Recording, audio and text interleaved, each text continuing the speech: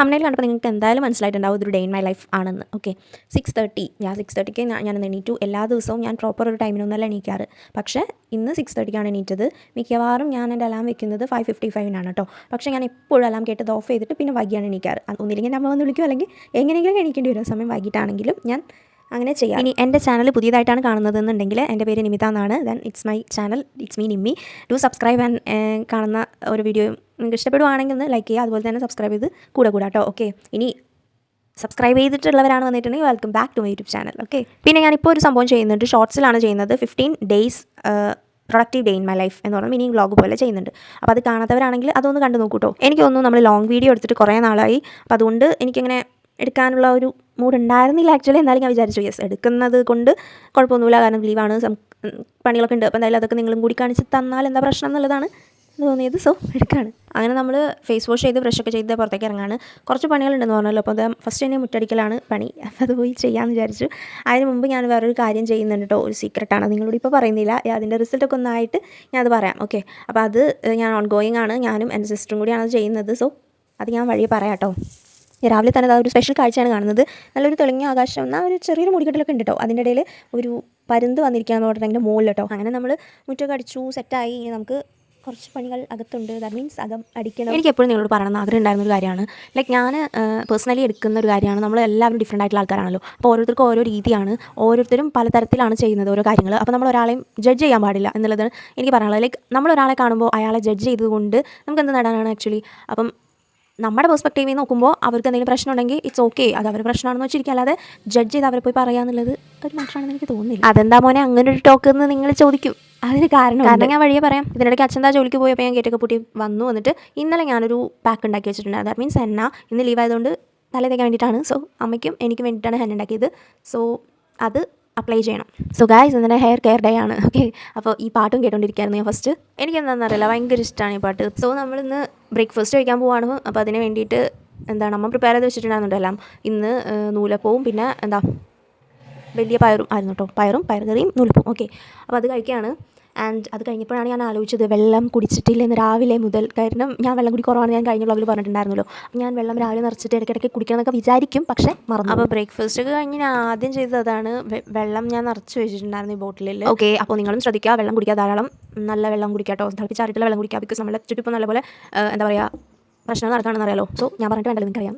ഞാൻ എന്നോട് തന്നെ ഒന്ന് ഓർമ്മിപ്പിച്ചാണ്. അപ്പോഴത്തേക്കും എന്താ ഇവർക്ക് എണീറ്റ് വന്നിട്ടുണ്ട്. അപ്പോൾ നമ്മൾ ബ്രേക്ക്ഫാസ്റ്റ് കഴിഞ്ഞ് കഴിഞ്ഞിട്ട് നമ്മൾ ഹെന്ന അപ്ലൈ ചെയ്യാൻ വേണ്ടി പോകാൻ കേട്ടോ തലയിൽ. അപ്പം അമ്മ എനിക്ക് ഫസ്റ്റ് ഹെന്ന ഇട്ട് തന്നു. പ്രിപ്പയർ ചെയ്തത് ഞാനാണെങ്കിൽ തലേദിവസം ഞാൻ പ്രിപ്പയർ ചെയ്ത് വെച്ചിട്ടുണ്ടായിരുന്നു. ദെൻ അമ്മ എനിക്ക് ഇത് അപ്ലൈ ചെയ്ത് തന്നു. Yeah good. ഇതിപ്പോൾ ഞാൻ ചെയ്യുന്നത് ആക്ച്വലി എന്താണെന്ന് ഞാൻ നിങ്ങൾക്ക് പറഞ്ഞുതരാം.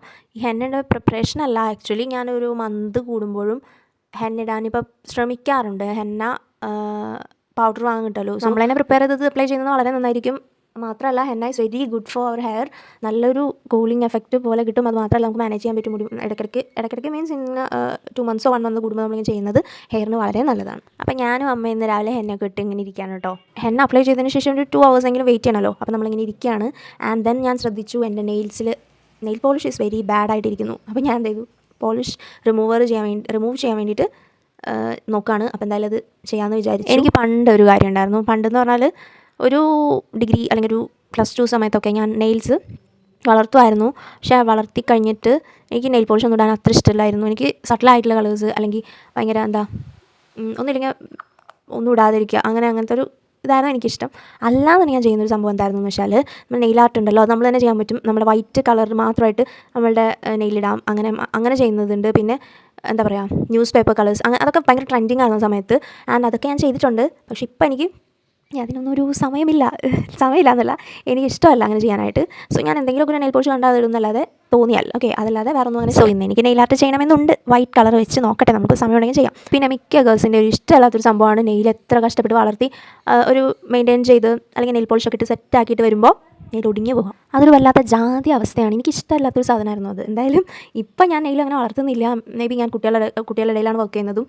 സോ അതും ഞാൻ എനിക്കും അതും ഒരു I am also concern about that. Okay, അതുകൊണ്ടാണ്. ഓക്കെ, നമ്മൾ കഥ പറഞ്ഞ് എങ്ങോട്ടായി പോകുന്നത്. എനിവേയ്സ്, നിങ്ങൾക്ക് അങ്ങനത്തെ ഒരു അനുഭവം ഉണ്ടെങ്കിൽ നിങ്ങൾ കമൻറ്റ് ചെയ്യണം കേട്ടോ. ഗേൾസ്, നിങ്ങളോടാണ് നെയിൽ ഇങ്ങനെ മെയിൻറ്റെയിൻ ചെയ്തിട്ട് പെട്ടെന്ന് ഒടിഞ്ഞു പോകുമ്പോൾ നിങ്ങളുടെ ആ ഒരു അനുഭവം അല്ലെങ്കിൽ ആ ഒരു എക്സ്പീരിയൻസ് എന്താ നിങ്ങൾ കമൻറ്റ് ചെയ്യൂ. സോ നമ്മളിപ്പോൾ നെയിൽ പോളിഷൊക്കെ റിമൂവ് ചെയ്ത് സെറ്റാക്കിയിട്ട് ഇനി ഒന്ന് ചെറിയൊരു കുളിയൊക്കെ പാസ്സാക്കി നമ്മൾ വേഗം വന്നു. ഇനി നമുക്കൊന്ന് ജസ്റ്റ് ഒന്ന് ബ്യൂട്ടീഷ്യൻ ചെയ്യാം.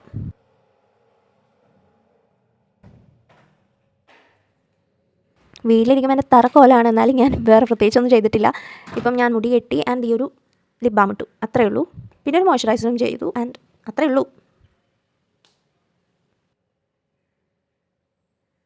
ഒരു സാധനത്തിനെ പറ്റി പറഞ്ഞിട്ടുണ്ടായിരുന്നു നിങ്ങളോട്, അത് അഗെയിൻ ഞാനൊന്ന് പറഞ്ഞുതരാം. ആക്ച്വലി കെമിസ്റ്റ് പ്ലേയിൻ്റെ ഒരു ലിപ് ബാമാണ്. ഇപ്പം ഞാൻ ലിപ് ബാമും ഒരു ചെറിയൊരു മോയ്സ്ചറൈസർ മാത്രമേ ഇട്ടിട്ടുള്ളൂ. But lip balm is best. നിങ്ങളൊന്ന് ട്രൈ ചെയ്ത് നോക്കുവാണെങ്കിൽ.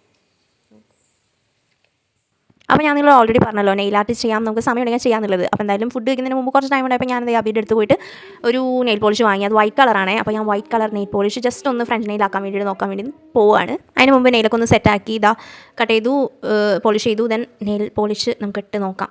ഞാൻ ഉദ്ദേശിക്കുന്ന ഫ്രഞ്ച് നെയിലാണ്. ബട്ട് എൻ്റെ ചെറിയ നഖത്തിൽ ഇങ്ങനെ ഫ്രഞ്ച് നെയിൽ പറ്റുമോ എന്നുള്ളത് എനിക്കറിയില്ല. എനിവേസ് നമ്മൾ നോക്കുകയാണ്. അപ്പോൾ വൈറ്റ് കളർ നെയിൽ പോളിഷ് കിട്ടി. അപ്പോൾ എന്തായാലും ഒന്ന് ട്രൈ ചെയ്തിട്ട് ഞാൻ അവസാനത്തെ ഇത് കാണിച്ചു തരാം കേട്ടോ. എൻ്റെ വളരെ ചെറിയൊരു രീതിയിലായിട്ടുള്ളൂ. ബട്ട് ഇതാണ് റിസൾട്ട്. അപ്പോൾ എങ്ങനെയുണ്ടെന്നുള്ളത് പറയണേ. ഓക്കെ, ഓൾമോസ്റ്റ് നമ്മുടെ ഹാഫ് ഡേ ആയി. ഇനി ഉച്ചയ്ക്കത്തെ ഫുഡ് കഴിക്കാം.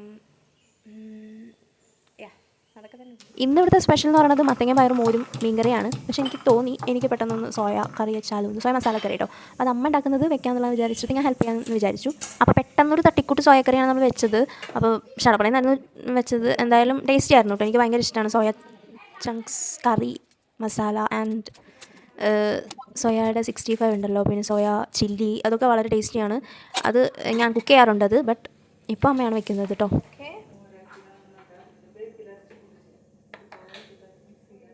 അപ്പോൾ ഗൈസ് 1 മണിയായി.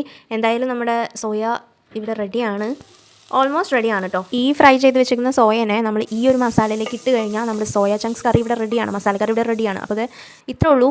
പിന്നെ നമുക്ക് ഫുഡ് കഴിക്കാം. ഓക്കെ, ഞാൻ ആക്ച്വലി 2 ദിവസം മുമ്പ് ഒരു റീൽ കണ്ടായിരുന്നു. എന്താ സംഭവം എന്ന് വെച്ചാൽ ഈ മന്തി ബിരിയാണി ഈ സംഭവം തന്നെ കണ്ടുകൊണ്ടിരിക്കുമ്പോൾ നമ്മൾ വീട്ടിലെ ഫുഡിനെ കുറിച്ച് ചിലവർ ചിന്തിക്കുന്ന കാര്യം ഒന്ന് ആലോചിച്ച് നോക്ക്. വീട്ടിലെ ഫുഡിന് ഒരു പ്രത്യേക ടേസ്റ്റ് അല്ലേ. മത്തങ്ങ പയറും മീൻകറിയും സോയ മസാല കറി ആൻഡ് മോര്, ഇതൊക്കെ മതിയില്ലേ നമുക്ക് അത്രയും ടേസ്റ്റിൽ ഫുഡ് കഴിക്കാൻ വേണ്ടി. പിന്നെ ഫുഡ് കഴിച്ച് കുറച്ച് റെസ്റ്റൊക്കെ ചെയ്ത് കഴിഞ്ഞിട്ട് നമ്മൾ ഒരു 3 മണി ആയപ്പോൾ ഇവന് കൊണ്ടുവരാൻ വേണ്ടി പോവുകയാണ് അംഗനവാടിയിൽ നിന്ന്.